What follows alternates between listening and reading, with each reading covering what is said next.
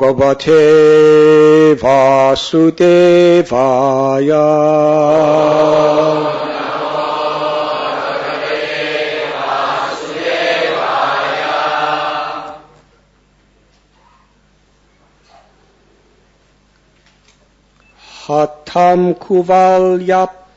Hatam kuvalayapidam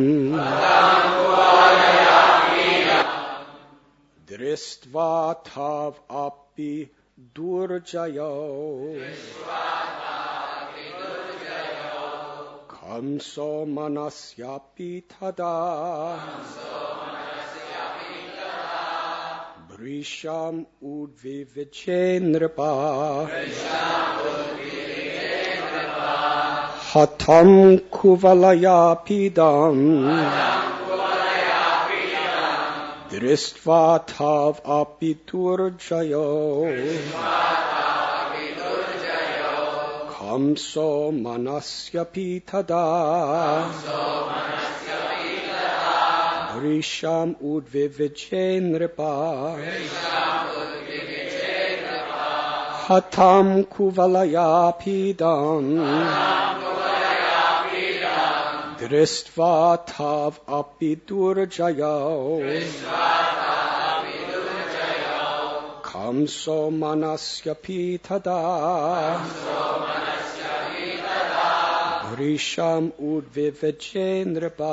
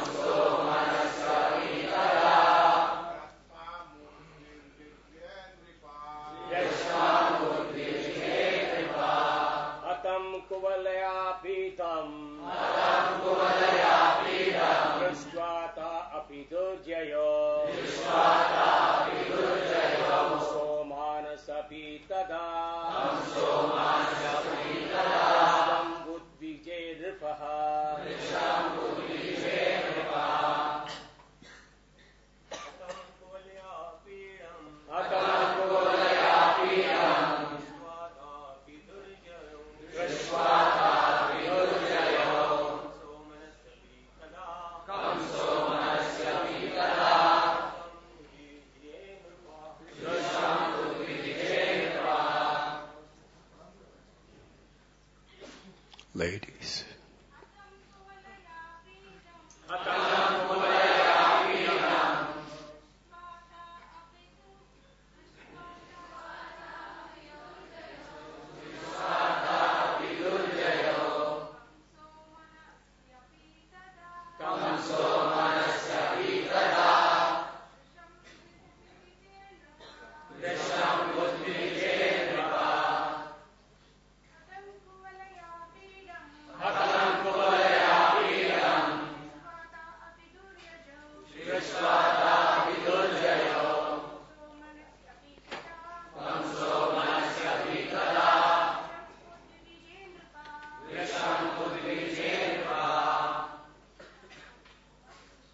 Hatam killed. Kuvalayapidam. The elephant Kuvalayapida. Dristva. Sing. Tau. The two of them. Krishna and Balaram. Api. And. Durjayao, invincible. Kamsa, King Kamsa, Manasi, in his mind. Api, indeed. Tada, then. Brisham, exceedingly. Udvivijay, became anxious. Nirpa, O King Parikshit. King Kamsa saw that Kuvalayapida was dead, and the two brothers were invincible. He was overwhelmed with anxiety, O king. Arrayed with variegated ornaments, garlands, and garments, just like a pair of excellently costumed actors, the two mighty armed lords shone splendidly in the arena. Indeed, they overpowered the minds of all onlookers with their effulgences. O king, as the citizens of the city and the people from outlying districts gazed upon those two supreme personalities from their seats in the galleries, the force of the people's happiness caused their eyes to open wide and their faces to blossom. They drank in the vision of the Lord's faces without becoming satiated. The people seemed to be drinking Krishna and Balaram with their eyes, licking them with their tongues, smelling them with their nostrils, and embracing them with their arms. Reminded of the Lord's beauty, character, charm, and bravery, the members of the audience began describing these features to one another according to what they had seen and heard. Can everyone hear? Thank you. Purport.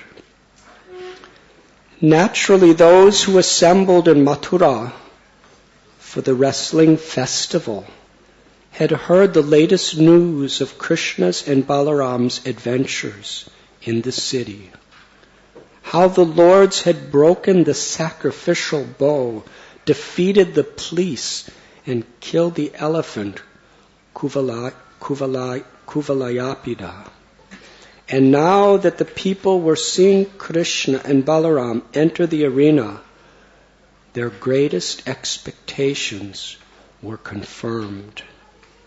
Krishna is the embodiment of all beauty, fame, and opulence, and therefore those assembled in the wrestling arena became fully satisfied by glorifying what they had heard of him and now were seeing.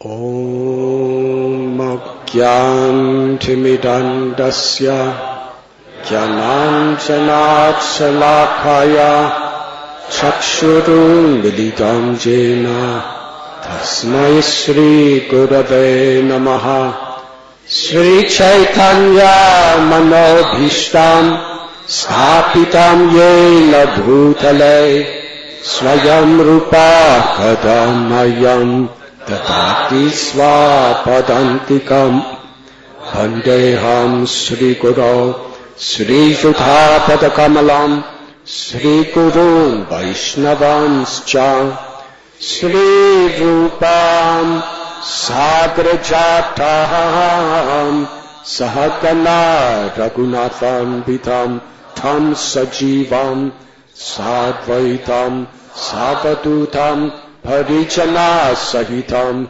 Krishna Chaitanya Devam Sri Radha Krishna Padam Sahagana Lalita Sri Vishakan Vitamscha He Krishna Karuna Sindhu Dinabandhu Jagatpate Gopesha Gopika Kanta Radha Kanta Namostate Tapta Kanchana Gaurangi Radhe Vrindavaneshwari Vrishabhanu Suthe Devi Pranamami Hari Priye Vansha Kalpatarubhyascha Kripa Sindhubhya Evacha Patithanam Bhavanibhyo Vaishnavebhyo Namo Namaha Sri Krishna Chaitanya Prabhu Nityananda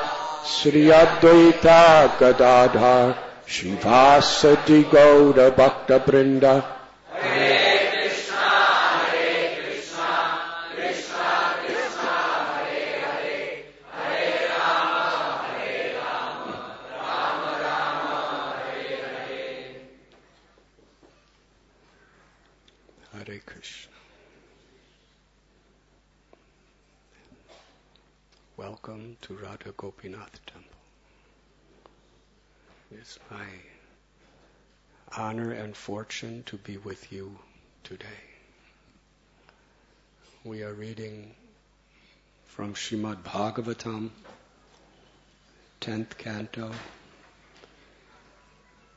chapter 43, entitled Krishna Kills the Elephant, texts 18 through 22.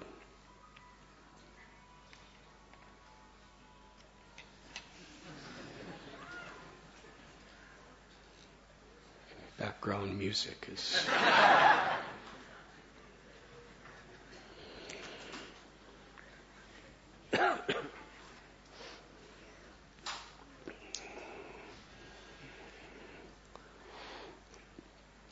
The residents of the residents of Mathura,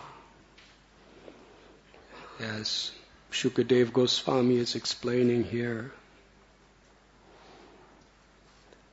are first seeing Krishna and Balaram. They had already, many of them, been attracted and fallen in love with Krishna just by hearing about him. As we read in earlier chapters, the Brahmins' wives actually never saw Krishna. But just by hearing the Brijabasis, the neighboring ladies of Vrindavan, speak about Krishna's form, his pastimes, his love, they completely gave their hearts to him. They irresistibly surrendered their lives to him. And it was their great longing to be with him. And then Krishna called for them. Not only did he call them, but he called them to devotional service, to please him, in such a simple way. He didn't send a message to the Brahmins' wives to establish temples or to attract tens and thousands of people to their kathas. He didn't establish them. He didn't invite them to give donations of crores of rupees. He just sent the message that I'm hungry. Please bring some food. And they were so eager to do so, even at the risk of their social, physical, emotional status within society. They ran to offer Krishna their love in the form of some pots of bhoga or food. And because of their great anticipation, their loliam, their greed to see Krishna, their greed to serve Krishna, their greed to please Krishna, their hearts were receptive to receive his full mercy and receive his love. Where does our love for Krishna come from? It comes from Krishna's love for us. Because Krishna is the cause of all causes, sarva karana karanam, the source of everything that exists, janmadya shagyata. And because of Krishna's unconditional, unlimited love for every living being, which is manifesting through his Hladini Shakti, Sri Radha, That is the power in which we reciprocate with Krishna's love. And in return, Krishna reciprocates with our love. And then we reciprocate with Krishna's love. And this is an eternal, Nitya Leela. Nitya Leela, Nitya Dham, Sri Vrindavan Dham.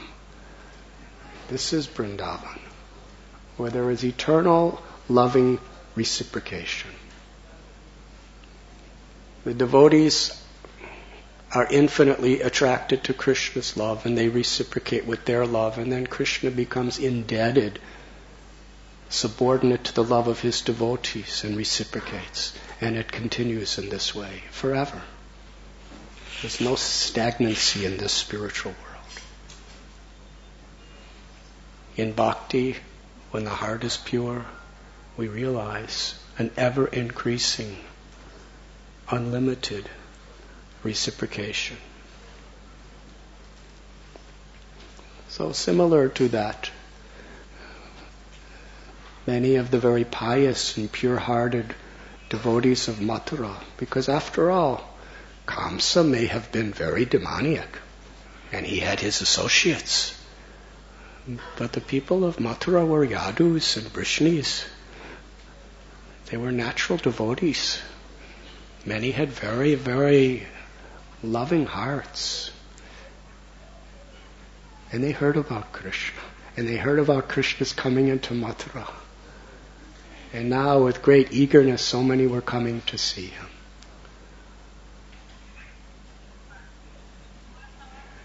This wrestling arena which Kamsa had organized was filled with people from all directions. And now they are coming to see Krishna. So let us explain, or let us meditate upon Krishna's coming to Mathura, just to bring us up to date with today's verse. With your permission. You don't sound very eager. Okay.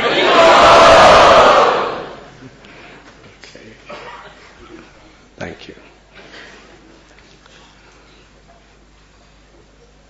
Kamsa wanted to kill Krishna. Because of his own ego and his profound attachments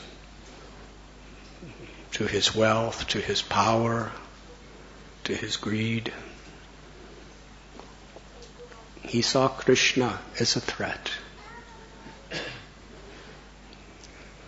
Kamsa had the strength of 10,000 elephants, each of his arms. That was his power. And he didn't get that power from going to a gym. You can't get that power, no matter what type of hoardings show people with power on the roadways of Mumbai. He got it through practicing yoga. Because yoga is a science of connecting with higher realms of existence. Material existence, gross, subtle, and ultimately it's meant to transcend material existence and connect directly to the power of God's grace. But some people, they don't get to that last part, simply because they don't want to. They want the gifts of God without God. So like Hiranyakashipu, Ravana, Kumbhakarna, Hiranyaksha, all these types of people, he performed tremendous tapasya and yoga. And he gained so much strength that he could literally conquer the world. And he could even have the demigods, the devatas, fear him. Even the devas could not stand before him.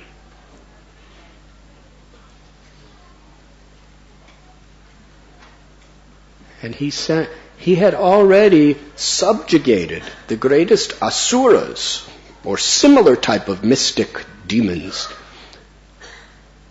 to be under his rule.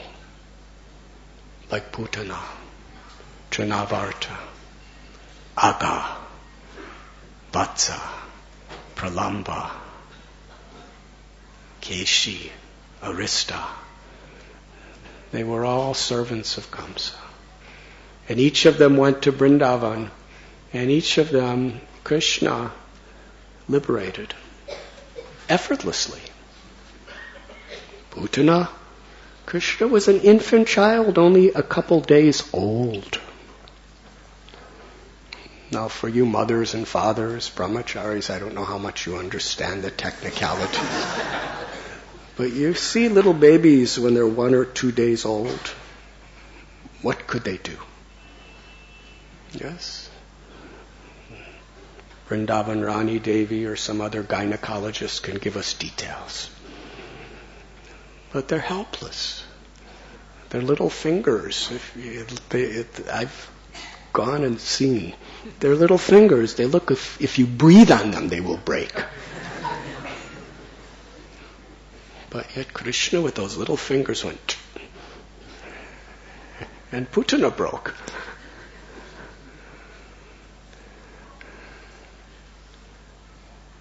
And when Krishna was only a few months old, Shakatasura, when he was just on his first birthday practically, Trinavarta,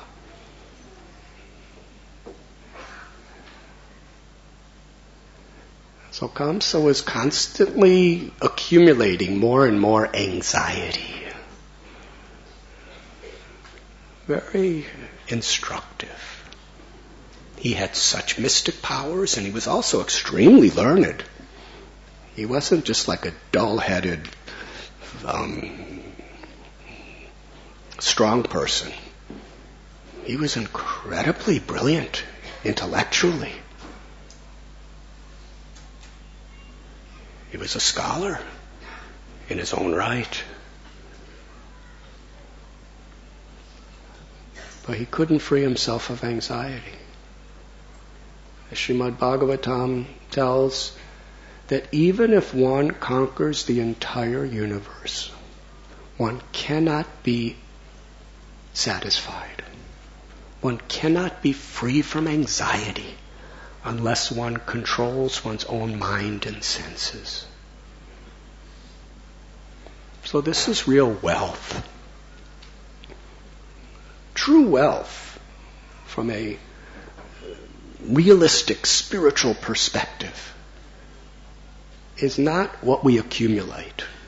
Fame, power, wealth, skills, longevity of physical life.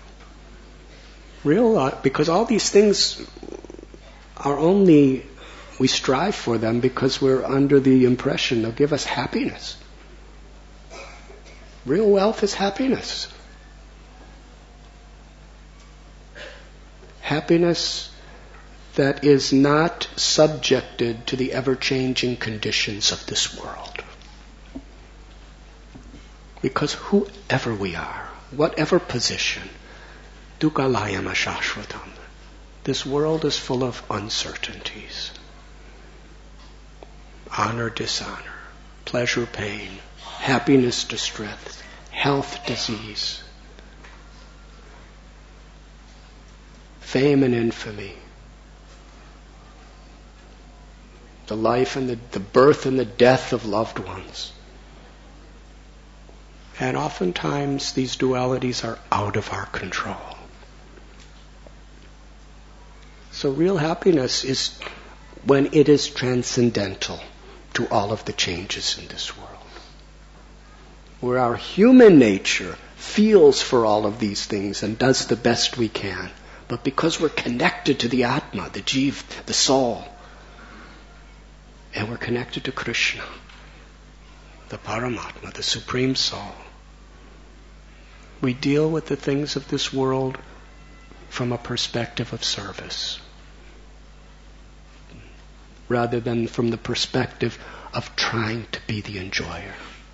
because of the lack of fulfillment inside. So this is Kamsa's situation. He was so frustrated. Ultimately, he sent Akrura to invite Krishna to come to Mathura. And Kamsa was so demoniac. He also let Nanda Maharaj and the others come. Let them see Krishna die. This was his morbid state of consciousness.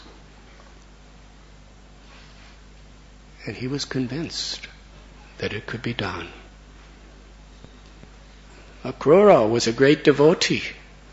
That's why Kamsa sent him, because he couldn't just send anyone. If a devotee asks Krishna to come, then Krishna will come. Kamsa was so intelligent. And Kamsa gave Akrura a brand new chariot, just to encourage Akrura to be enthusiastic. Yes. But the world is a mirror of our own consciousness.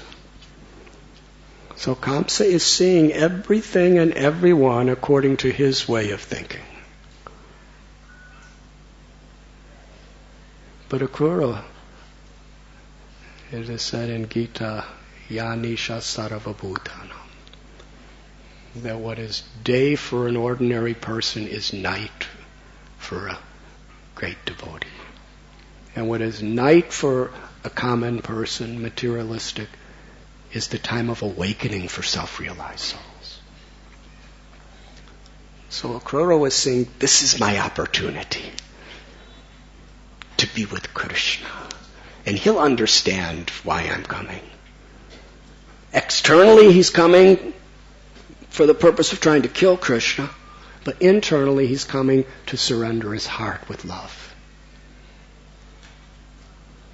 And ultimately we spoke last time I was here, I think, about the condition of the Brijbasis, the inhabitants of Vrindavan, as Akrura was taking Krishna away.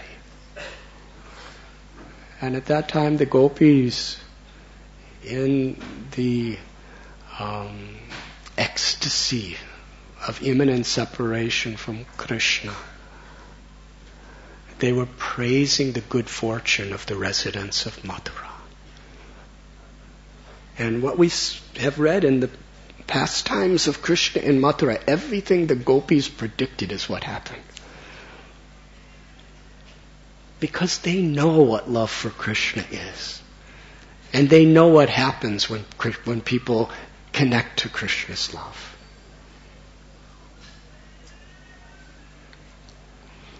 Srila Prabhupada is a resident of Vrindavan. He was living at Sevakunj, Radha Damodar, where Krishna performs his eternal Rasa Leela. He knows the sweetness of Krishna. He knows what happens when Krishna touches one's heart. He knows what happens when people sincerely take Krishna and Radha's names. This was his conviction. Beyond all material, inconceivable impossibilities of his mission, he understood wherever he may go in this world, if people taste Krishna, their hearts will transform.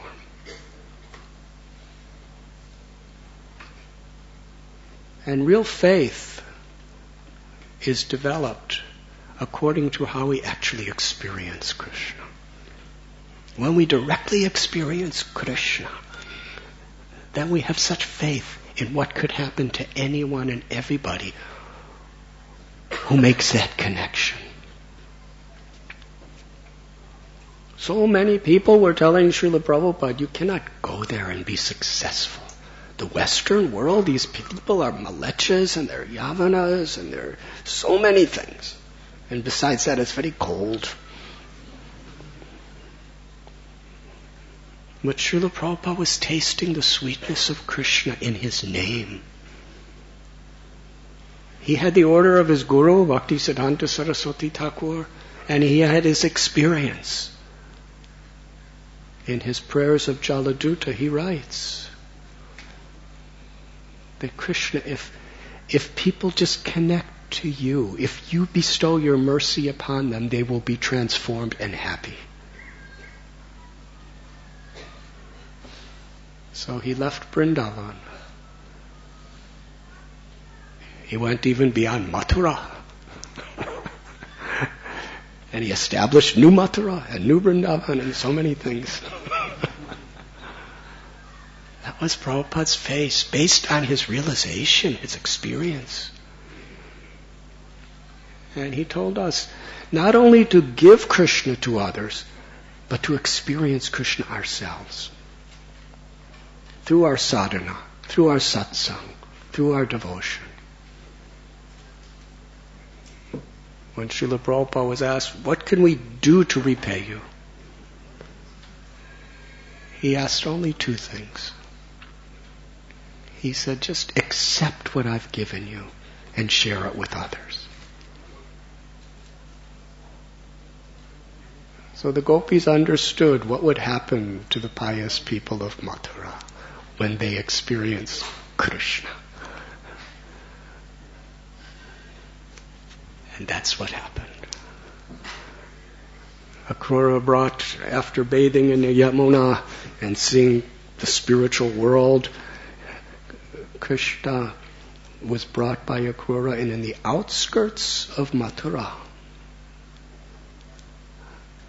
Nanda Maharaj and the cowherd men had already set up a little camp. And they were waiting for Krishna. Because when Nanda Maharaj and some of the Gopas, the cowherd boy friends of Krishna, originally they were supposed to go with Akrura.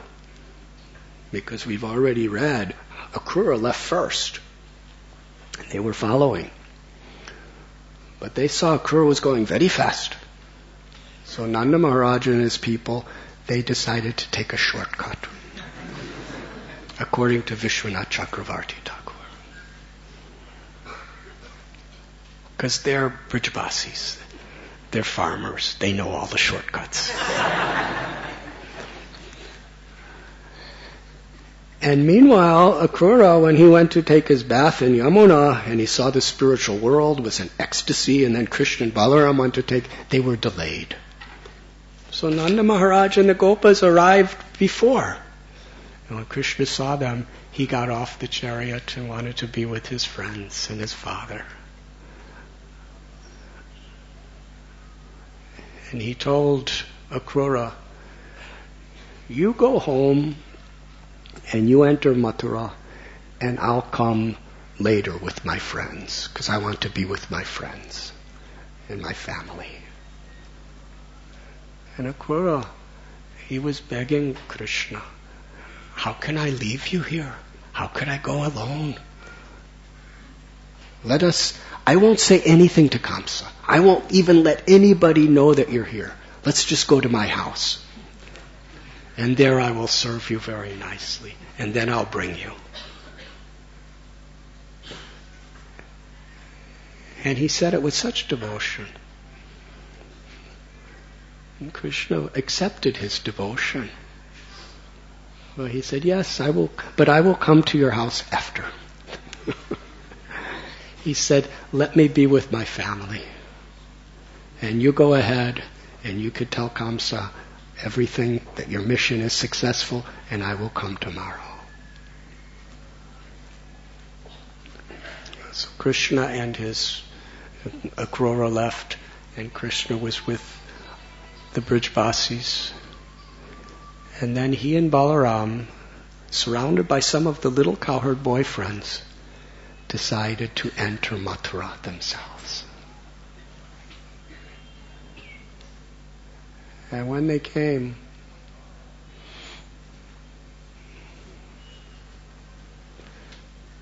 they first came to a shop where there was a washerman. This particular washerman was washing and preparing the clothes for Kamsa, the king.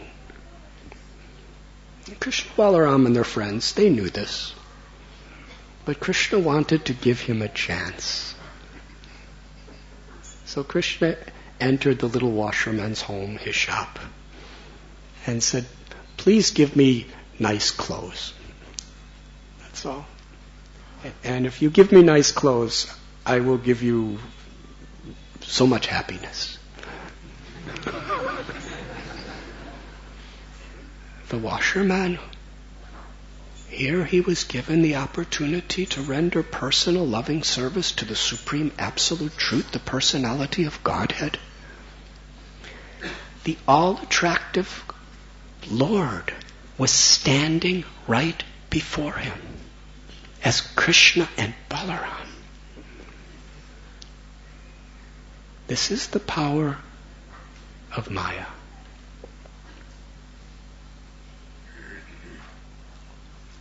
Can you imagine the beauty of Krishna's form standing right before you, smiling, asking for some cloth? But because of his association with Kamsa, he was not able to appreciate Krishna. Similarly, Krishna is not different than his name. How is it that we're chanting Krishna's name and we're not feeling happiness sometimes? Naham prakasha sarvasya. Krishna tells in Gita, by the power of Yoga Maya we are covered. Yoga Maya is expansion of Mahamaya. He became angry. He said, what impudent, foolish children you are.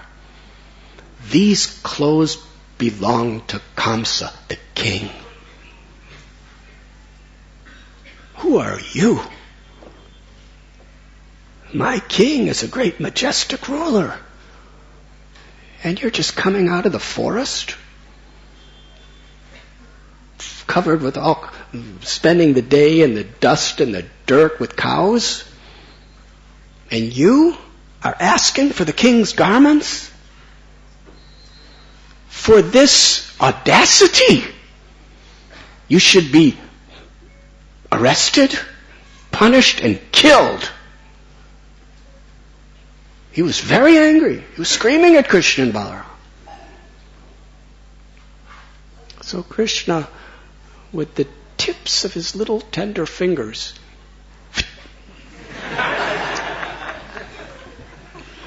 he touched the washerman's head, and it was separated from its body. Hare Krishna. He was liberated.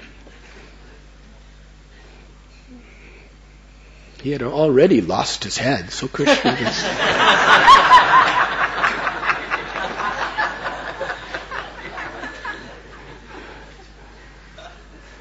Sri Chaitanya Mahaprabhu explains in Sri Chaitanya Bhagavat that this washerman, in his previous lives, thousands of births, he worshipped the Supreme Lord with the benediction to see him.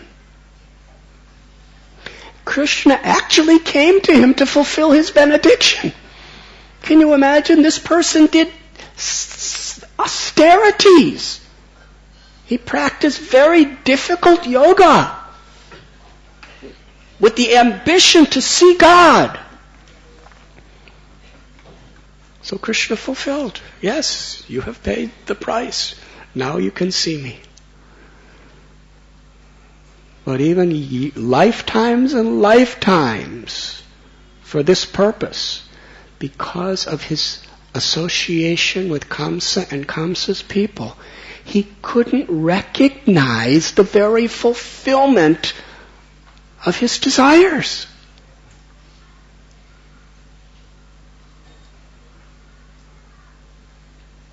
Yayatamam prapadyante.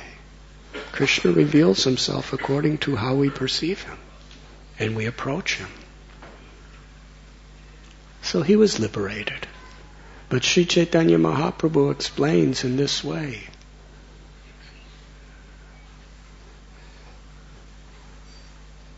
That in the association of sincere devotees with the proper attitude, when we see Krishna, we become happy. Otherwise, Krishna tells in Gita, for those who love me, bhaktya-tvanani yashakya aham evam vedorachana. For those with devotion, I reveal myself, just like I'm standing before you, Arjuna. And they love me, and they feel my love. But without that devotion, Kamsa was seeing Krishna. The washermen were seeing Krishna, but they were not feeling happy. They were feeling miserable. They were feeling fear.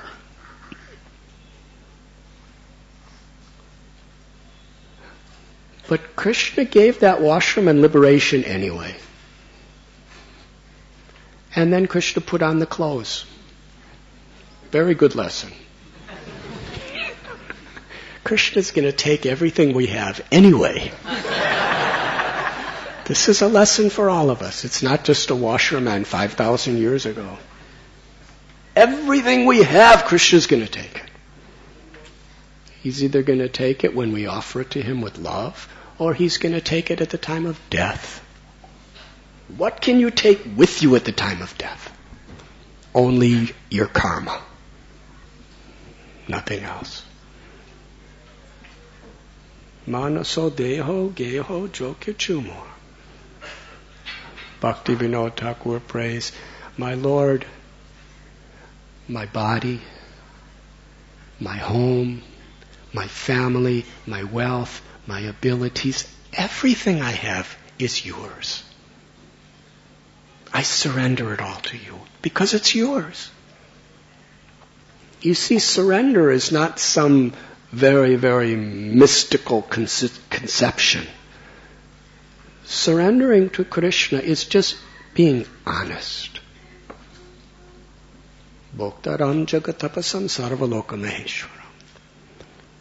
Krishna's the proprietor of everything that exists. The intelligence of the intelligent, the abilities. He's Lakshminath. He's the Lord of Lakshmi. Whatever we have is his. Surrender is just reciprocation. Krishna, this is yours. Let me please you. And by pleasing Krishna, samsiddhir haritoshanam, we attain the ultimate happiness. Ever increasing ecstasy.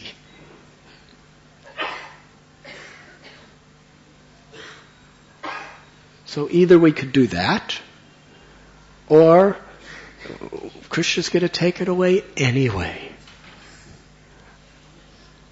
As he did for the washerman. And he put on the clothes. He put on Kamsa's clothes.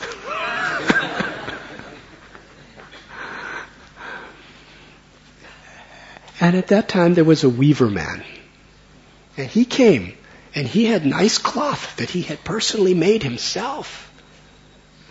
According to Vishwanath Chakravarti Thakur, he had some bamboo mechanisms that he would be making these nice handmade clothes.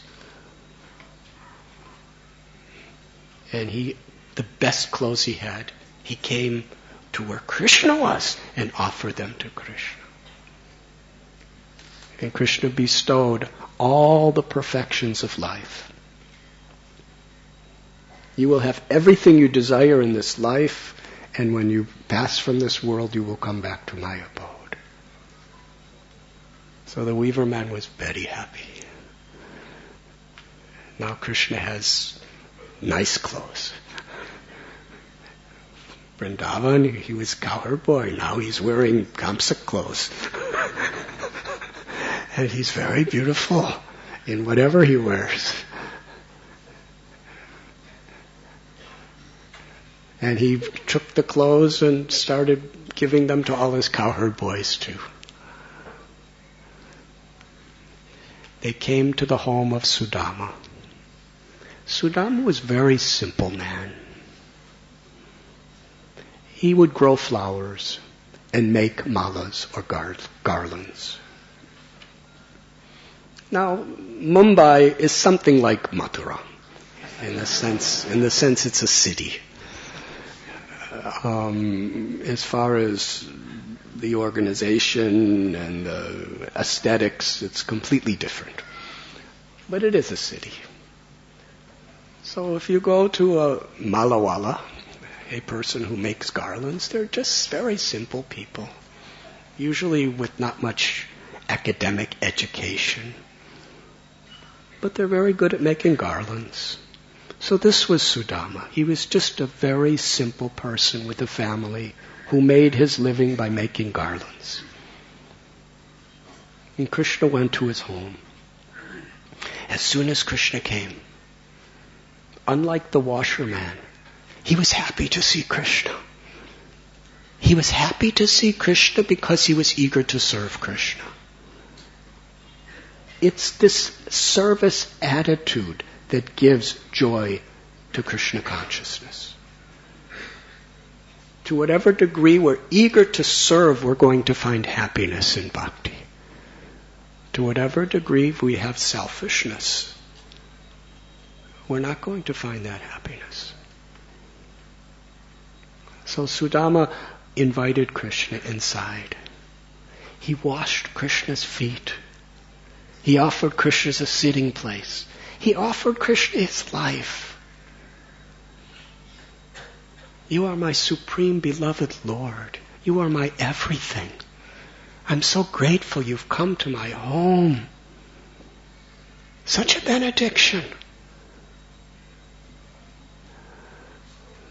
The water that washed Krishna's feet. What is the quality of Krishna's lotus feet? Bali Maharaj, who was the king of the universe, he attained ultimate perfection. Millions of times greater than the whole conquering of the universe, he found happiness when Krishna placed his feet on Bali's head. And the Ganges, Mother Ganga, she has the power to purify and liberate countless living beings forever, because it has been touched by Krishna's lotus feet.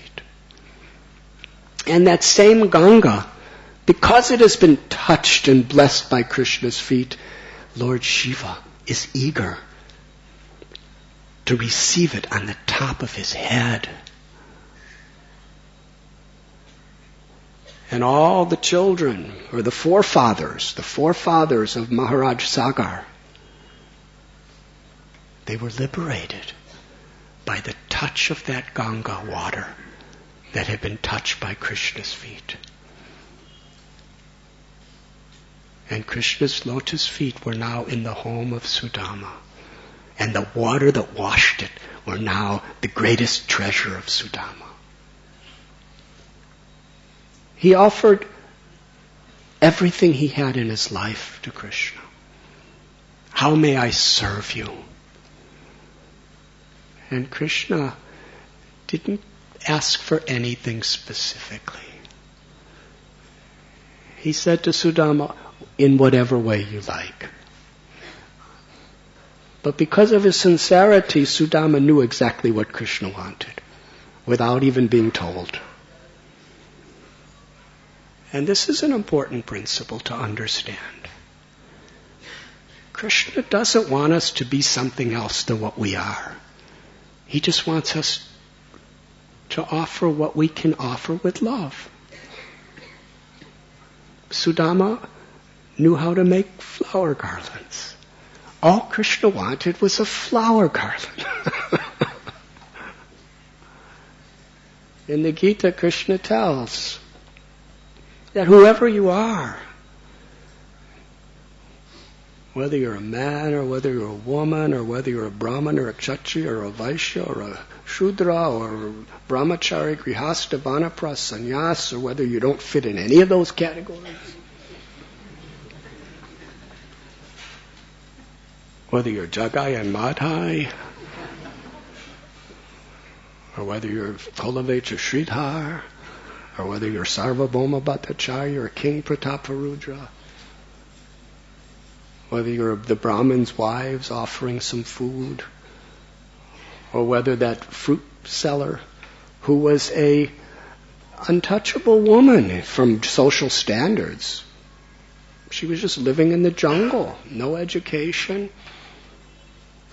She just came out of the forest with some fruit and she offered Krishna her fruit because that's all she knew what to do. Krishna didn't ask her to recite the Vishnu Sahasranam. If you know how to do that, then that's what you should offer to Krishna.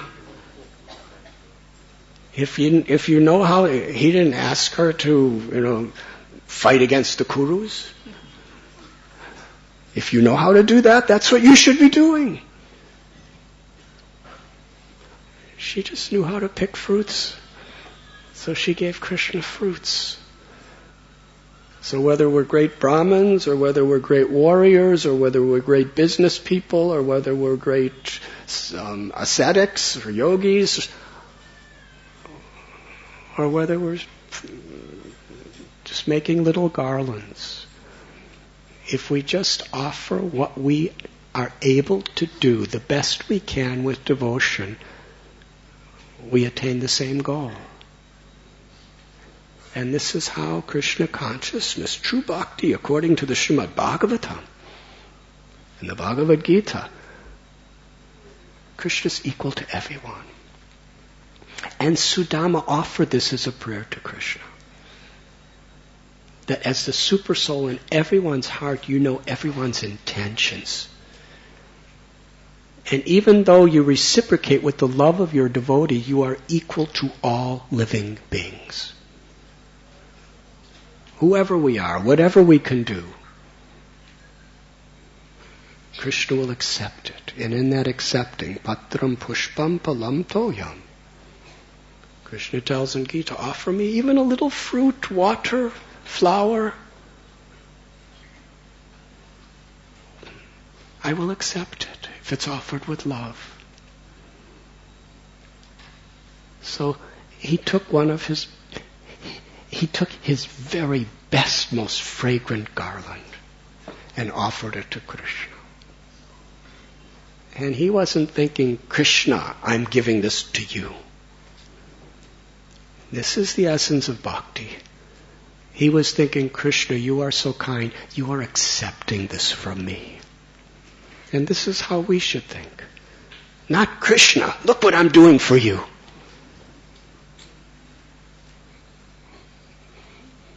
Srila Prabhupada gives the common example that when you take a handful of water from Mother Ganga and you say, Mother Ganga, I offer this water to you.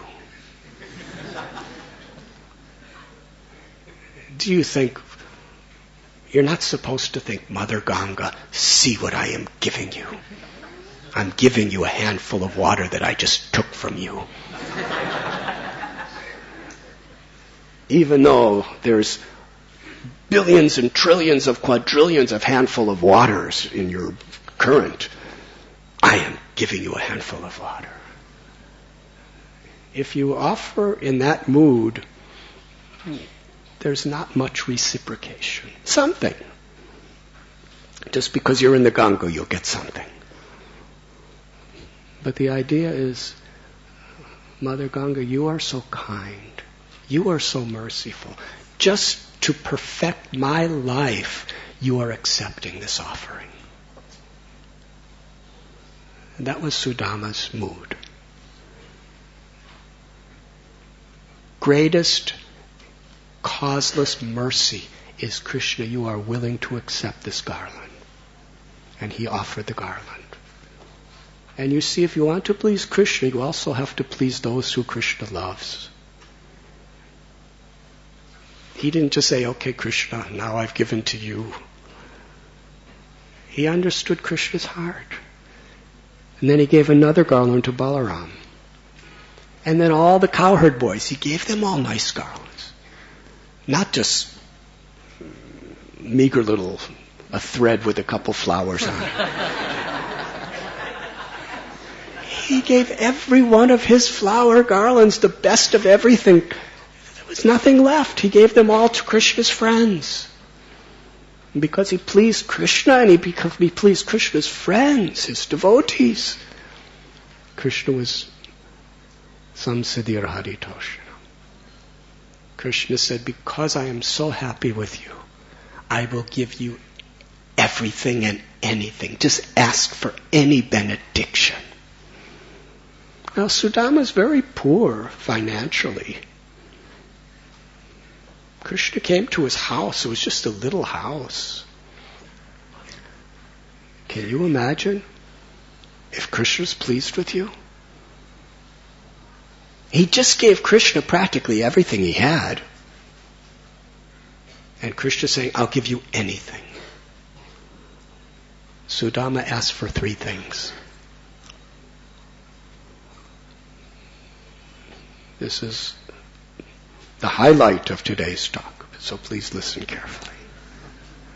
Of course, there'll be more highlights too.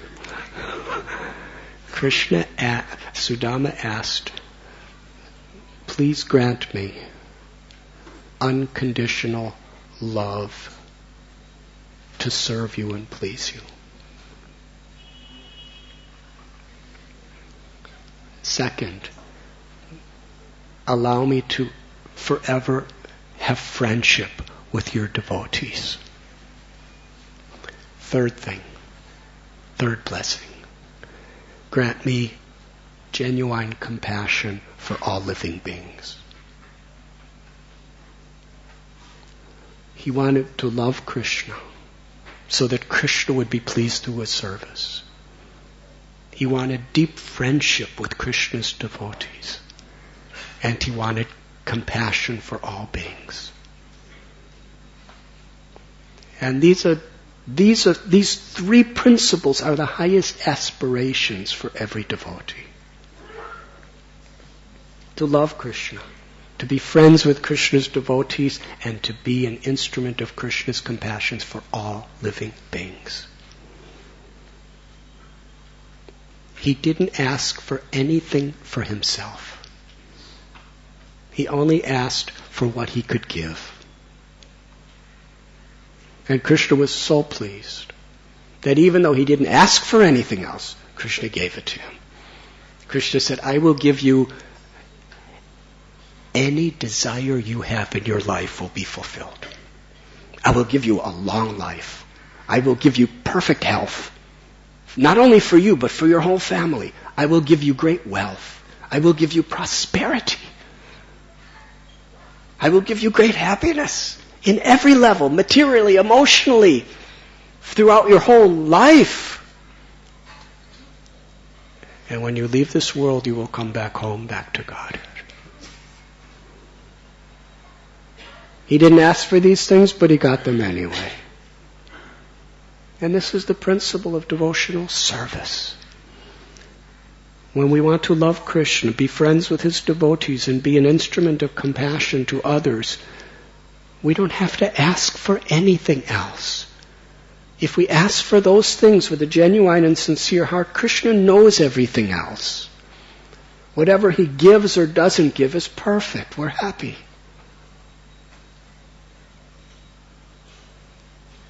In the Sri Sampradaya, one of the Alwars, his name is Vishnu Chittar. It describes how he was a Brahmin. And when he was young, he was hearing Srimad Bhagavatam Katha. And he happened to hear this story about Sudama, who was just a simple flower person. He just grew flowers and made garlands. And how his only aspiration in life was to love Krishna, to be friends with Krishna's devotees, and to be compassionate to others. And what Krishna gave him, this moved Vishnu Chittar so much that he decided for the rest of his life he will just grow flowers and make garlands and offer them to his Murti of Krishna.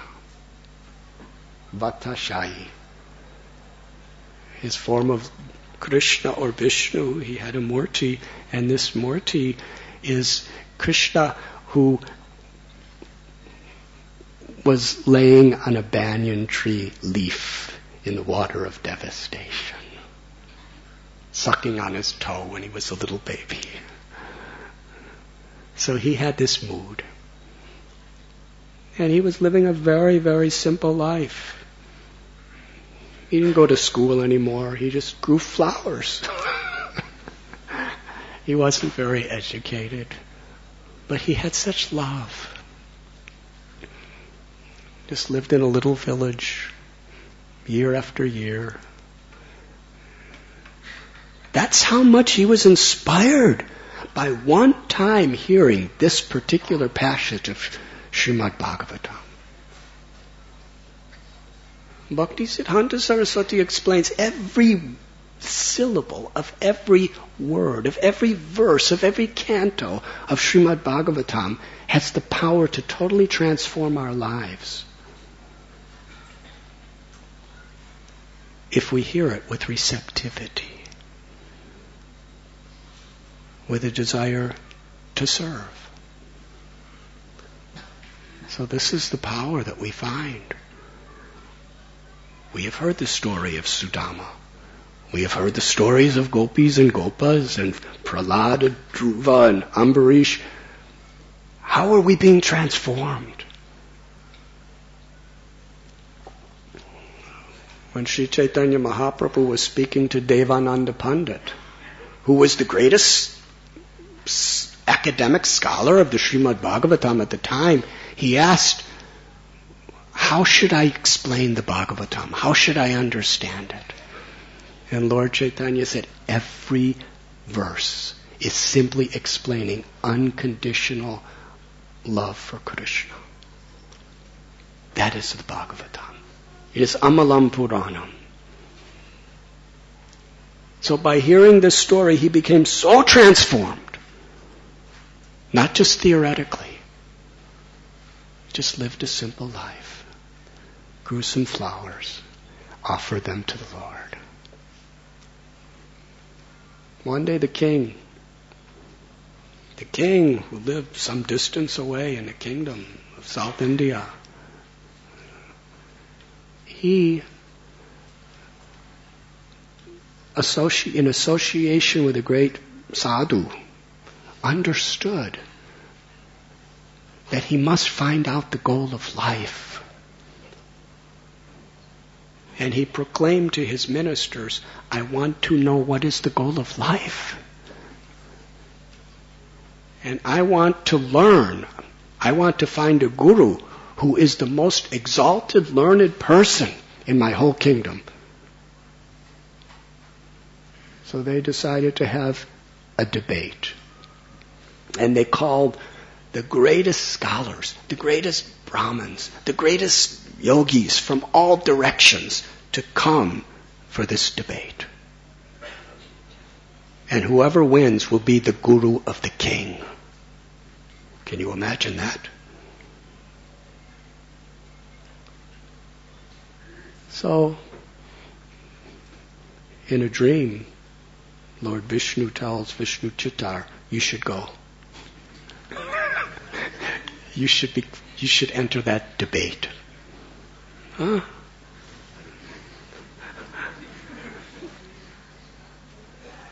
He was invited.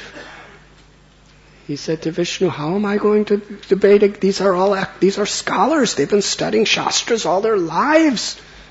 They're the teachers of everyone. They're gurus. I just know how to grow flowers and string them together. That's all I know. And Lord Krishna told him, you just go and I'll supply whatever is required. This is the teaching of Gita. Krishna tells you, just surrender to me. I will preserve whatever you have. I will supply whatever you lack. He had such faith. All right. And he went there, and he's just, everybody else is, he's just kind of wearing his gardening clothes.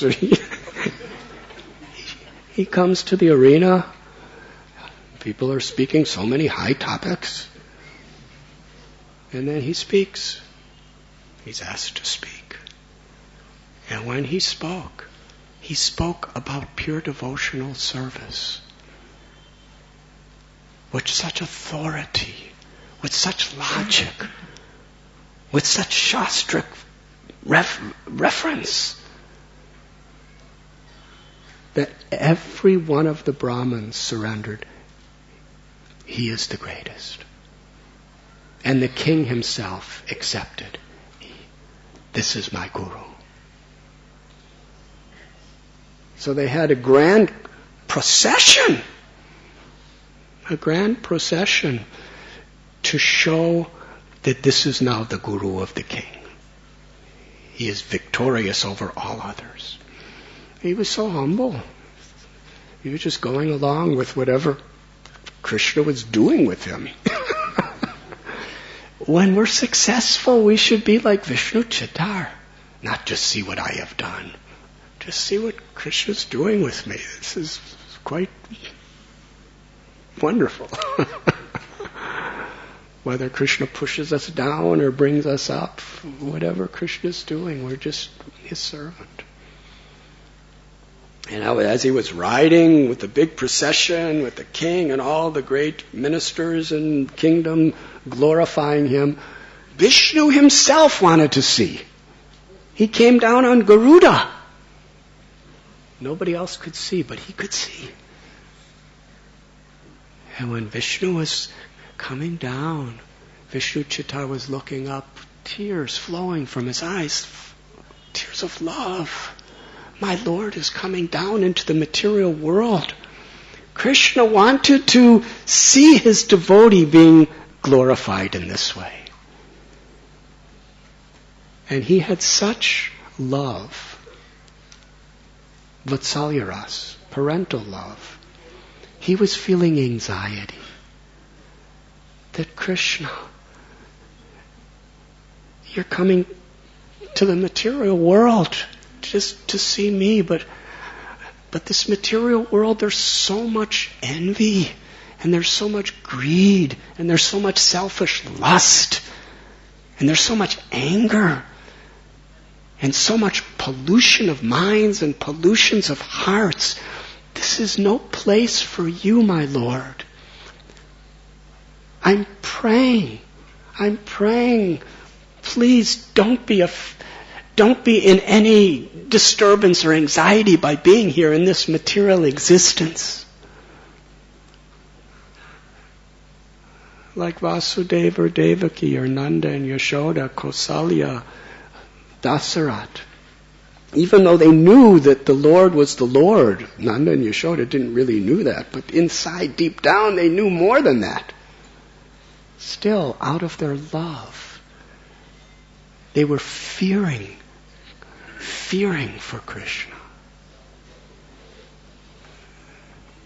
The other day was Ram Navami, when Vishwamitra Muni asked Dasarath for Ram to bring to the forest to fight against Marichi and Subahu, these Rakshasas who were associates of Ravana. Dasarath, how could he's just a little boy, he's hardly 16 years old, and you're asking him, I'll bring all my armies. But when he heard that they were associates of Ravana, Dasarath understood, myself and all my armies cannot stand before the associates of Ravana. But to speak of my little son, he was in great anguish, I can't send him. But Vashishta Muni said, your son, he's Ram. But anyways, Vishwamitra Muni will protect him. He's very powerful. So this is the mood of love. So Vishnu Chitar, instead of thinking, how great I am, not only have I defeated all the great pundits, and not only am I now the guru of the whole kingdom, but now Vishnu's coming just to see me and to encourage me. He was feeling, oh Krishna, I'm feeling so sad that you're you're coming to this, you're so pure and clean and gentle, and you're coming to this rough, dirty world of material existence. I'm praying that there is no disturbance for you.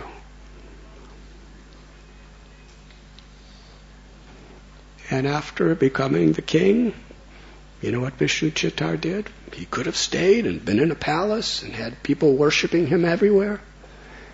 He just did his service, and then he went back to his home and started digging the ground and planting flowers and watering flowers and offering the garlands to Krishna. And one day, when he was in his garden and he was tilling the tulsi plants, from the ground next to a tulsi, he saw a beautiful little baby girl and picked her up and accepted her as his own daughter and raised her and gave her the name Andal, the great Andal, the female Alwar, who is worshipped even today. So many thousands of years later, she is worshipped by tens and millions of people in her temples. Not only in South India, but all over the world. And from her earliest childhood, with the mood of the gopis' love, she loved Krishna. And her father, he would go out to the gardens and grow the flowers. Then he would make a garland. Then he would put it in a little room, a special room, later at the proper time to offer to Krishna, the deity. And every day his little daughter, when her father was away doing his gardening, she would take that garland, which was bhoga, and put it around her own neck and wear it. And then she'd go in front of a mirror and see herself, how beautiful she was with the garland. And she would kind of dance with the garland in front of the mirror. And then before her father would come, she would take the garland off and put it on the tray as if she wasn't there. And the father would come and pick up that garland and offer it, place it upon Vishnu. But one day, he happened to come a little early, and without her seeing, he saw her with the garland on her neck, kind of talking to nobody and looking at herself, and she looked so happy. She was just a little girl. She was just getting to marriageable age, and he said, "Anda, what are you doing? This is for Krishna. You do not wear Krishna's garland until after Krishna." He very lovingly chastised her to teach her the proper spirit of devotion. She didn't say anything. But then the next day, he came with a garland. And Vishnu appeared to him and said, "Why yesterday you didn't give me a garland?" He said, "I couldn't, because my daughter Andal was wearing the garland. So it was not offerable."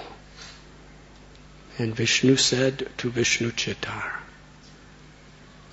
he said, "The reason I am so happy with your garlands is because Andal has worn them. She gives so much, her devotion gives such fragrance and tenderness and pleasure." He said, "Never, ever offer me any garland that has not already been worn by Andal." Hare Krishna. Then Vishnu Chitar understood his daughter is not an ordinary person. What was her devotion? She wasn't even growing the flowers.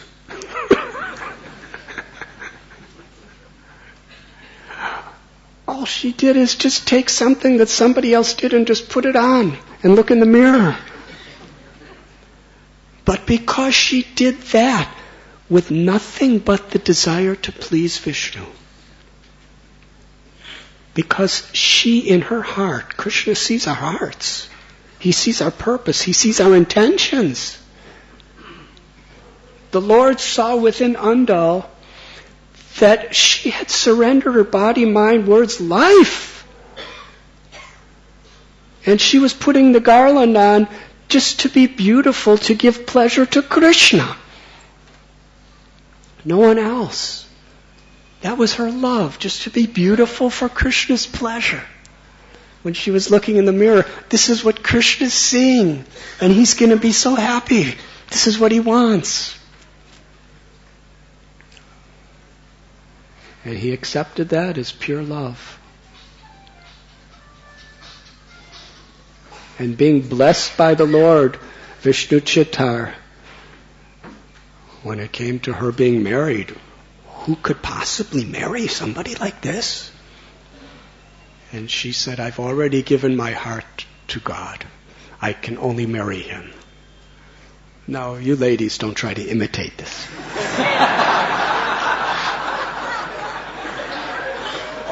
Deep down in your hearts, this is the way you should be. But as far as living in this material world, don't imitate great souls. Just try to understand the spirit of their hearts.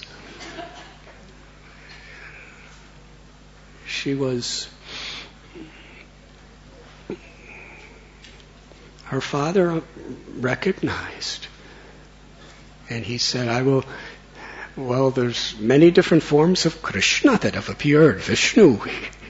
So he read from Ramanujacharya's the various primary deities that he had established and that he had recognized. And he was reading various, and when he spoke the name Ranganath, he saw Andal, a total transformation in her whole body.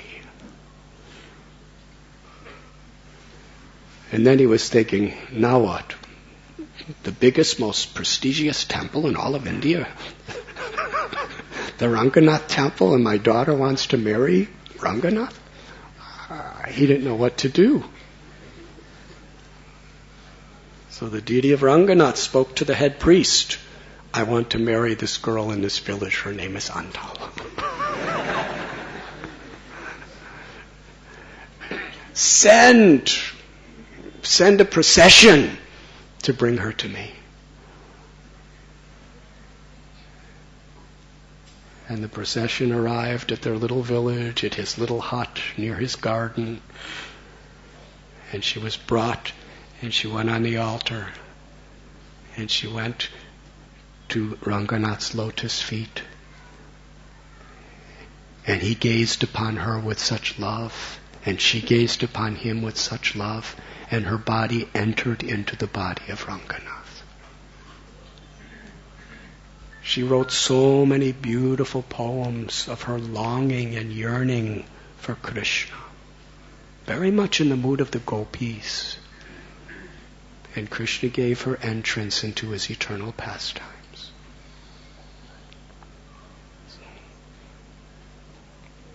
This is how Vishnu Chitar was profoundly, and it all began, this whole Leela that we were just speaking, the seed of it was just his inspiration by hearing about Sudama. He wanted to follow in Sudama's footsteps.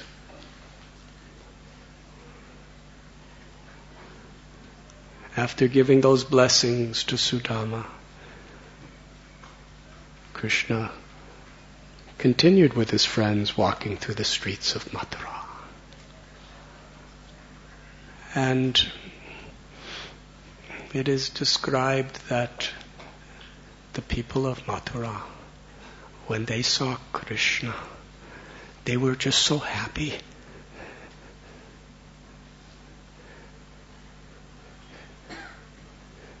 Ladies, the Bhagavatam describes, and our acharyas describe some details. That people heard that Krishna and Balaram had come from Vrindavan to Mathura. And just because they had heard the Leelas of Krishna, and because they were very, very pure-hearted people, they were so eager to see Krishna. People were running to the streets, they were running to the rooftops just to have a glimpse of Krishna. Some of the ladies of Mathura, they had pure hearts. When they heard that Krishna and Balaram were there, they were yearning to see them. They were yearning to give their lives to him. And like the gopis, they gave up everything they were doing just for Krishna. Some were cooking.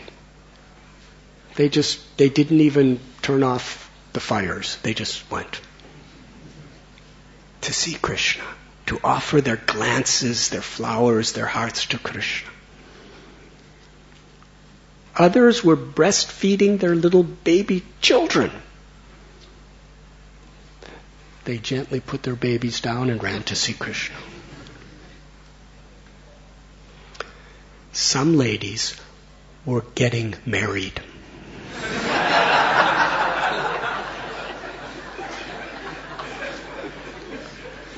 They were sitting with their husbands.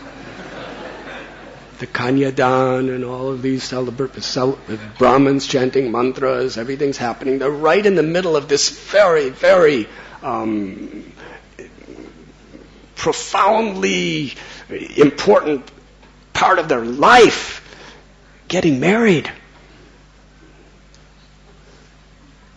And they just got up.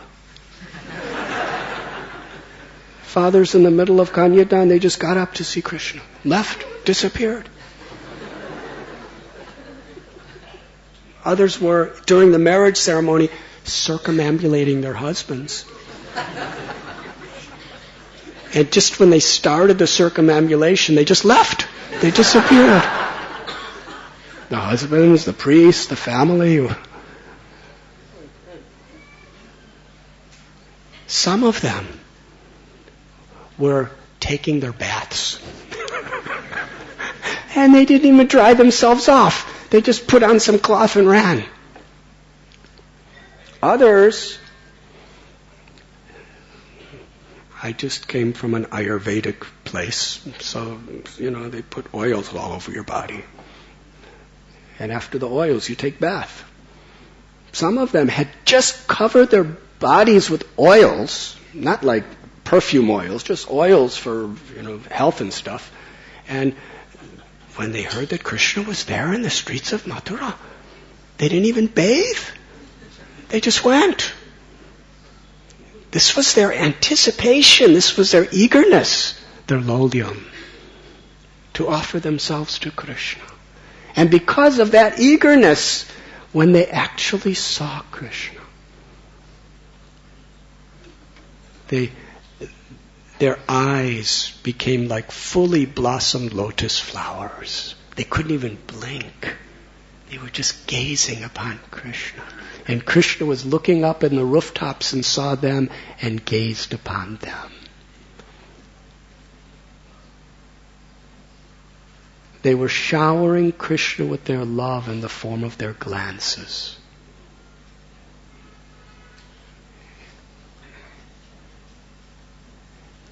And with their whole hearts, they were totally absorbed in the perfection of samadhi. Samadhi siddhir ishvara pranidanat. The great sage Patanjali in his Yoga Sutras, he explains the perfection of samadhi is to surrender to Ishvara. Ishvara Parama Krishna Satchidananda Vigraha Anadiradir Govinda Sarva Karana Karanam. And the highest realization of Ishvara is Satchidananda Vigraha, Krishna, who's the source and the cause of all causes. They surrendered.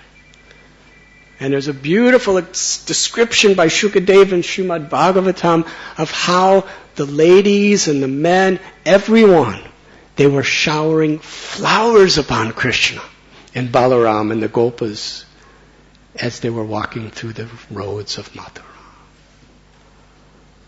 So these verses give Shastric authenticity to the Pushabhishek festival. If anyone asks, where does this come from? So many places. Practically every time Krishna liberated an asura in Vrindavan, the demigod showered flowers on him. And now in Mathura, everyone was showering flowers upon him with love.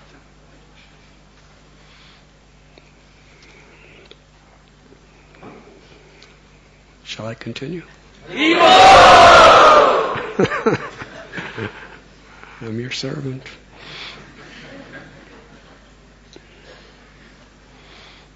The Brahmins, as Krishna was walking through the streets, they were offering barley and rice and various ingredients and fragrances and sandalwood pulp mixed with camphor and saffron and aguru and musk, and they were offering so many wonderful things to Krishna. Everyone was offering according to their capacity to celebrate Krishna's coming to Mathura.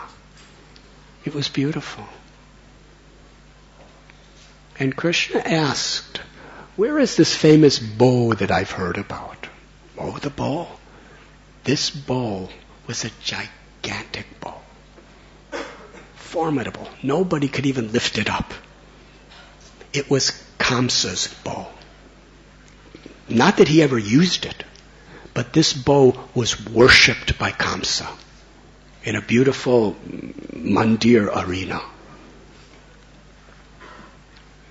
He would have sacrifices and pujas for this bow.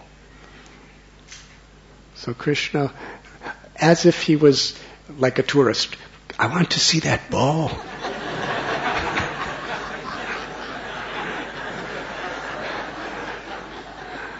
And they said, oh, the bow is here? He said, yes, let's go to see the bow. So Krishna went with his little friends, the Gopas and Balaram, and there were guards around this bow. And when they saw a little cowherd boy coming, they said, you cannot come in. You are not entitled to come in. Krishna just pushed them all around. Just pushed them away. And all these police and military came to stop him. He just pushed them away. And then right in front of so many people, he lifted up the bow. And then he strung the bow. And then he pulled the string and he broke the bow.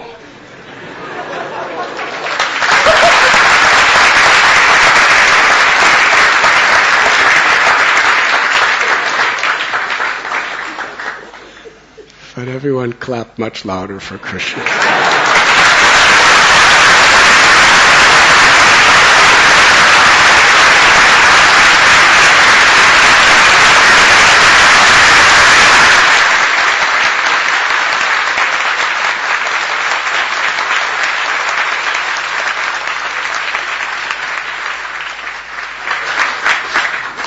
Those claps were to honor Krishna's breaking of the bow. But it made such a loud noise. You know, my noise has not gone beyond these room, even with the sound system. But when Krishna broke that bow, Maharaj, let us welcome His Holiness Sri Govinda Maharaj to our temple.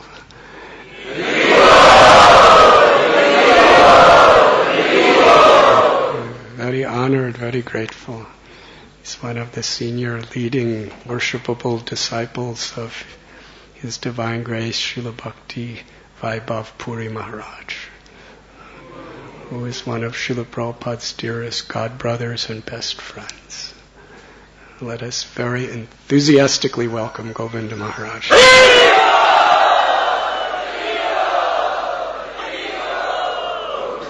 Thank you. With your permission, I continue. Thank you. Where did I leave off? Krishna broke the bow. Yeah, the sound was, it was millions of times louder and more resonating than thunder. And Kamsa heard it. And he understood. Krishna just broke the bow. I can't even lift the bow, and Krishna broke it. So while people were celebrating, Kamsa was in complete anxiety. And then Krishna went back to his friends and with the cowherd men, and he went to take rest. And while he was taking, Mother Yashoda, she actually sent some of the best milk from the best cows of Braj Bhumi in little pot with Nanda Maharaj to give Krishna. So Krishna drank the milk with Balaram and his friends, and then they blissfully just went to sleep.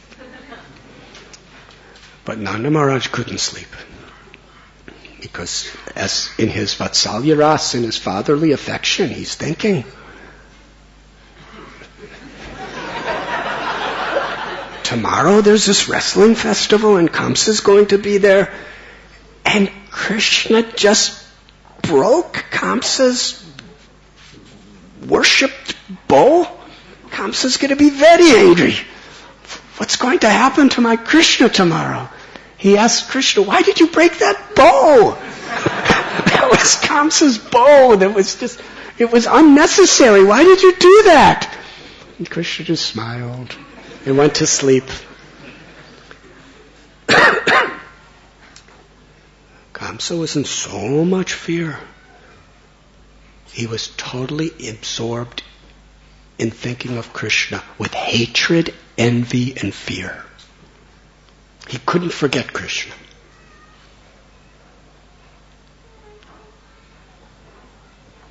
He was so much immersed in Krishna, he couldn't even sleep. And when he did kind of fall asleep, he just had dreams of Krishna. And then he got up, and he was thinking, what's happening to me? What's happening to me? All I could do is think of Krishna, and I'm seeing all these bad things. In his dream, he saw that he was being carried away by donkeys. He saw abominable creatures coming to get him. He saw ghosts torturing him while he was thinking of Krishna. So he got up. What's happening to me? He looked in the mirror. He saw his body, but there was no head. He was cleaning the mirror. Can you imagine? With his eyes, he's looking, but he's not seeing eyes, he's not seeing a head. Then he turned away from the mirror, and he looked at his shadow, and he saw holes in his shadow.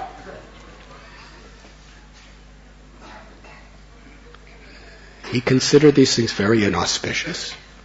He looked up at the sky, and he saw 2 moons. And he saw every star was double. And he looked at the trees, and they were gold. Did you ever see a gold leaves and gold trees? Everywhere he looked, he was totally absorbed in fear and hatred, thinking of Krishna. And Narada Muni, he explained to Yudhisthira Maharaj the glory of Kamsa. Because it is explained that the conclusion of all the instructions and all the philosophical explanations and all of the leelas of all the scriptures of all the world is to bring us to fulfill two instructions. To always remember Krishna and never forget Krishna. And Narada Muni said, Kamsa is actually better than me. So is Shishupal. Shishupal was always remembering Krishna in envy. Kamsa was always remembering Krishna in fear and hatred. The gopis in passionate love. And somehow or other, because they were always remembering Krishna, they all became purified. So now Kamsa was making every possible arrangement. And the next day, we're just about to come to the verse of today.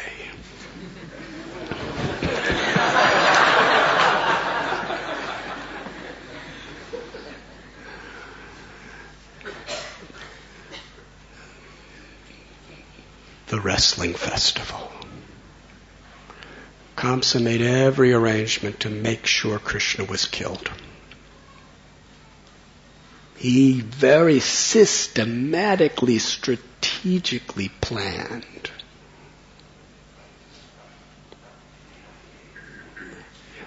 There's something called strategic planning. If it's done for Krishna's pleasure, it's a glorious thing. But he was a master at strategic planning, but he had the wrong motive. Chanura and Mustika were the universe champion wrestlers. They weren't just wrestlers.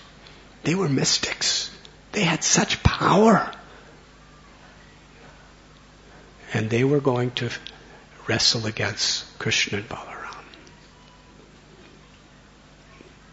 But Kamsa didn't even want that to even come to that stage. He put Kuvalaya Pita, the most powerful elephant in the world, who was actually bloodthirsty and cruel, at the front gate with the purpose of killing Krishna. So Krishna and his friends, they come. Meanwhile, Kamsa's sitting there. It's supposed to be a festival. He's making it look like it's something very, very pleasing to everyone. Everything was decorated. There was like a stadium. And he had his chief ministers, and he had other kings and other princes. And then he had a little section for Nanda Maharaj and the cowherd man. And Vasudeva and Devaki had their seats. And everyone was waiting. And Nanda Maharaj was welcomed by Kamsa. Oh, you have come. Here is your seats. Special seats I arranged just for you. Nanda Maharaj, thank you very much. And Nanda Maharaj was thinking, what's happening? Krishna hasn't even come. Everybody's here, and Krishna hasn't showed up. Kamsa's really going to be angry with Krishna. But Krishna was very, he knew exactly. He wanted to increase Kamsa's condition. And when he came to the gate, blocking Krishna's path was Kuvalaya Pita. This enormous elephant who was making all these very, very fearful elephant sounds. Everyone be like elephant sound.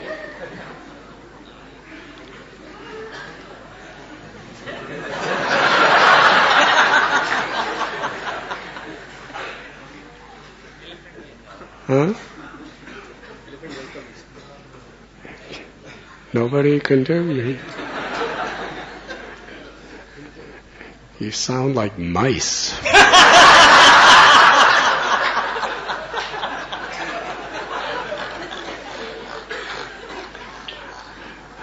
Anyways, he was roaring. And then the elephant trainer who was on top of him, the Muhut, he had this spear, and he was poking Kuvalaya, kill him, kill him! And Kuvalayapita just roared with eyes red like coals in anger and charged at Krishna. And then with his massive trunk, he wrapped it around Krishna's delicate little waist and picked Krishna up. And Krishna, with his soft little tender lotus hand, he gently punched the trunk of Kuvalayapita. And then, because it kind of hurt Kuvalayapita, Krishna slipped out of the trunk and jumped to the ground. The elephant now was even more angry. He was going to squeeze Krishna to death and start smashing him against the ground and the rocks and everything. But now Krishna slipped out. And he went to try to pick up Krishna again. But Krishna was hiding behind his legs.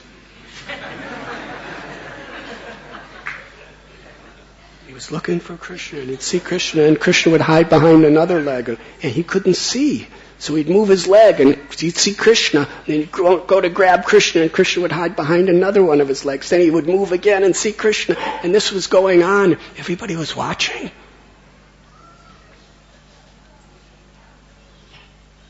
Then Kuvalayapita was running in circles trying to get Krishna, and finally, again he captured Krishna with his trunk. He was about to smash Krishna down, and Krishna slipped out of his trunk again and went to the ground. Started doing circles around Kuvalayapita. And Kuvalayapita was doing circles trying to catch Krishna. And somehow or other, Krishna got behind him and pulled his tail. Now this is really humiliating for a big elephant like this. And not only did he pull his tail, he pulled him, he dragged him and started dragging him in zigzag ways, like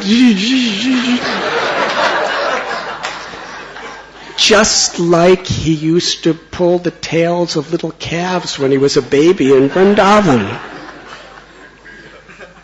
And Kuvalayapita was like helplessly being dragged around by Krishna. He dragged him 20 bow lengths, which according to Vishwanath Chakravarti Thakur was about 100 hand lengths. And in Dwapara Yuga, people had big hands. So Krishna pulled him, was just playing with him. Then he let him go. And now, the elephant's anger was so burning hot to kill Krishna. And he went charging toward Krishna, who was just standing there, not even moving. And with his massive tusks, he shot toward Krishna, who was on the ground. And Kuvalayapita is really big up there, and Krishna's just little down on the ground. And Krishna just slightly moved, and Kuvalayapita's tusks went deep, deep, deep right into the ground.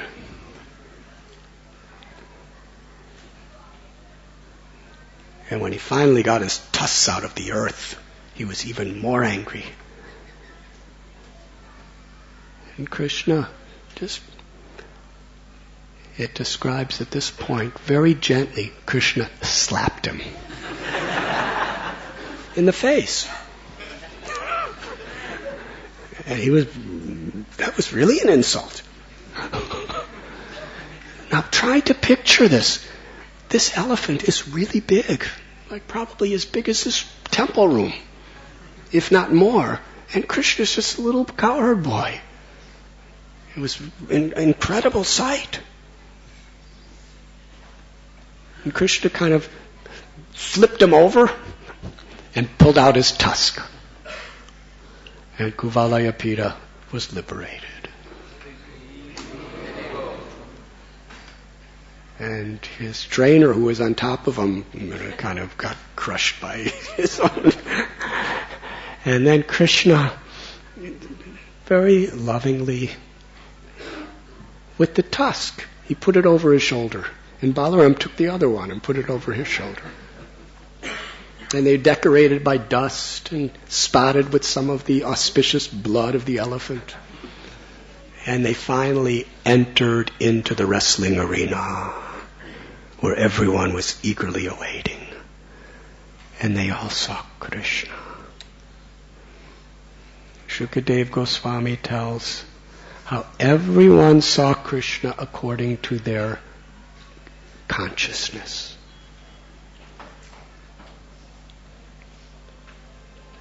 To the ladies of Mathura, they were seeing, because they had such loving hearts, they were seeing Krishna as the Supreme Personality of Godhead, who was Kamadev. Now there's Kamadev in this world, who is the source of all attraction, sensual attractions. But Krishna is the Supreme Kamadev. He attracts the love of the soul. They were seeing him as the supreme, ultimate beauty that's the attraction of every heart. And great Brahmins were seeing him as the Yajna Purusha. He's the ultimate goal and purpose of all the yajnas that we're doing.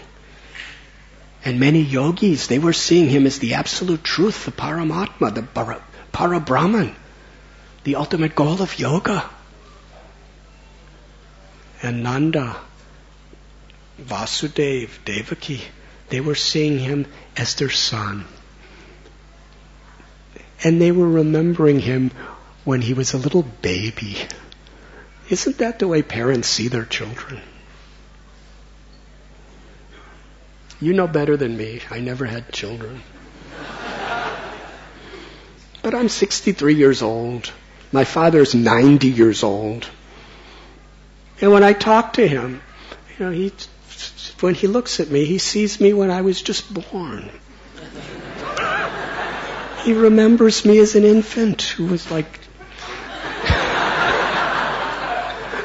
I didn't even... I couldn't walk, I couldn't talk, and he and my mother were taking care of me. I was totally dependent on them. He still sees me that way. So I guess that's the way parents are. They were seeing Krishna, loving him as he was, but still they can't separate from the little baby that they protected and nourished and loved. So that is how Vasudeva, Devaki, they saw Krishna as a little baby, and that's the last time they saw him. They hadn't seen him since he was just born. And Nanda and Yashoda was seeing Krishna throughout his childhood as a little child. At the same time, the wrestlers, Chanara and Mustika, they were looking at the Krishna and Balaram. To the people of Mathura, they were seeing his limbs were so soft and so gentle and so sweet. But the wrestlers saw that they were like two thunderbolts. Almighty, all-powerful. And when Kamsa saw Krishna, he saw him as death personified. So some were being thrilled with love, some were being thrilled with concern, some were being thrilled with fear.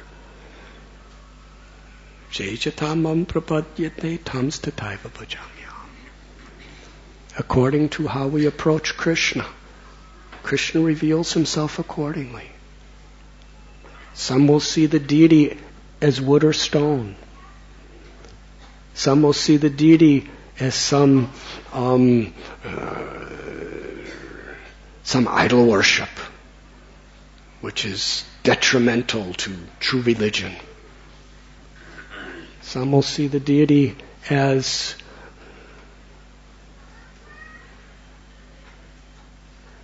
someone to ask for material benedictions from. And maybe I'll be lucky and get something. Some see the deity as the means by which I can attain pure devotional service. Some will see the deity as the object in which, if I offer my heart and my life will be perfect. And some will see the deity as Srimati Radharani and Krishna. Rupa Goswami talks about his deity, Govindaji. He said, if you want to maintain your attachments to your body, your wealth, your home, your family, your society, if you want to maintain attachments to all these things, do not go to the bank of the Yamuna near Keshigat, because there you will see Govinda. And once you see Govinda, Gopinath, then he will attract your heart. And you could perform all your duties in this world, but it will no longer be with illusion or greed. When we actually see Krishna and Radha as they truly are, when they reveal themselves, then our only desire is like Sudama. Let me love you, serve you, please you. Let me be friends with your devotees. And let me be an instrument of your compassion for all people in this world. And similarly, Krishna is in his name. According to how we approach the name, Krishna is going to reveal himself. Krishna revealed himself in so many different ways according to people's particular consciousness and desires. And in today's verse, as they were looking at Krishna,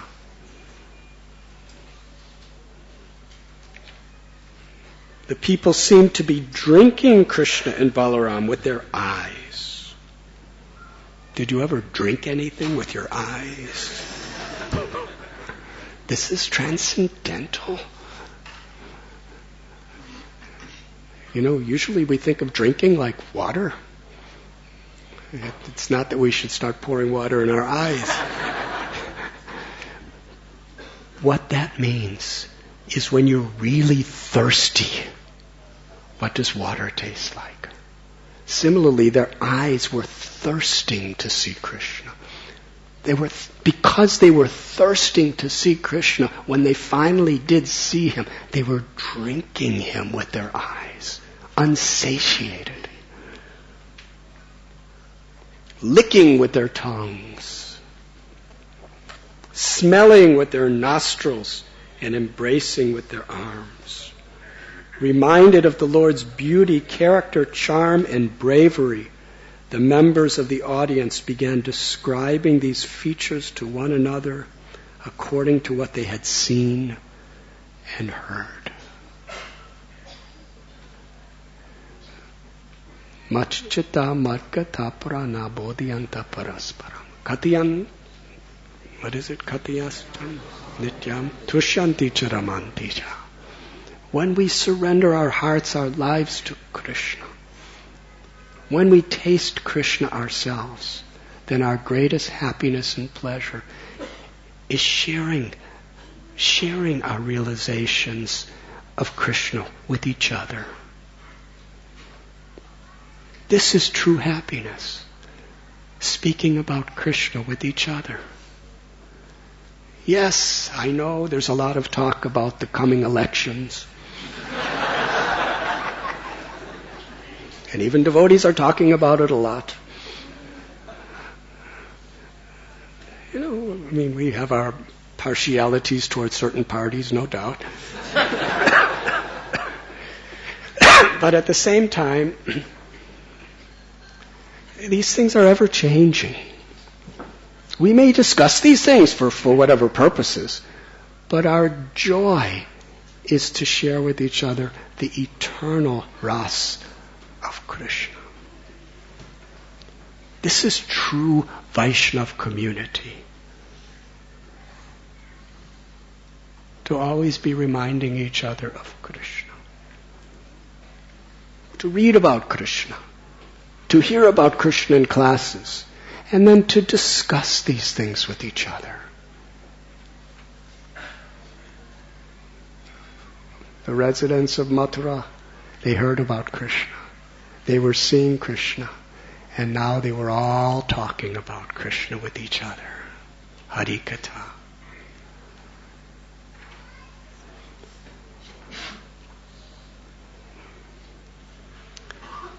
And that's... So this is the verse we've come to today. So we have two choices. Either I could begin class or end class.